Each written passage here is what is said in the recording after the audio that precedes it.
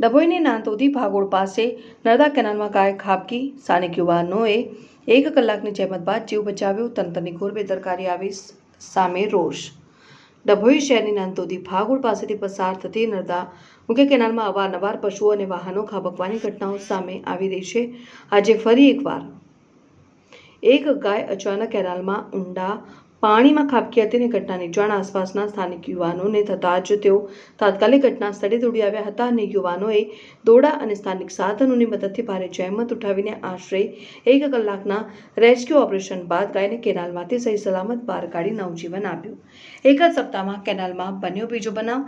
સ્થાનિક લોકોના જણાવ્યા અનુસાર કેનાલમાં આવી દુર્ઘટનાઓ સામાન્ય બની ગઈ છે। છેલ્લા એક જ અઠવાડિયામાં કેનાલમાં ખાબકવાનો આ બીજો બનાવ બન્યો છે અને ગત અઠવાડિયે પણ આ જ કેનાલમાં અન્ય એક પશુ ખાબકવાની ઘટના બની ચૂકી છે। આ વિસ્તારમાં દિન પ્રતિદિન અકસ્માત અને પશુઓ પડી જવાના બનાવ વધી રહ્યા હોવા છતાં જવાબદાર તંત્ર ઘોર નિદ્રામાં હોય તેવું લાગી રહ્યું છે।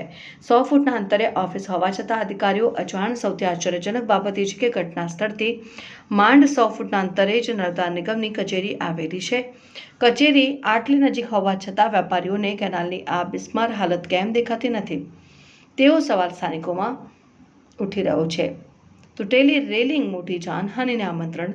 કેનાલ કિનારે દરેક સ્થળોએ પ્રોટેક્શન રેલિંગ તૂટી ગઈ છે, જ્યારે કેટલાય ભાગોમાં તો રેલિંગ બનાવવામાં જ આવી નથી। જો તંત્ર દ્વારા તાત્કાલિક ધોરણે સમગ્ર કેનાલ કાંઠે મજબૂત રેલિંગ કે ફેન્સિંગની વ્યવસ્થા કરવામાં આવે તો ભવિષ્યમાં સર્જાનારી મોટી જાનહાનિ કે દુર્ઘટનાને ટાળી શકાય તેમ છે। હવે જોવાનું એ રહ્યું કે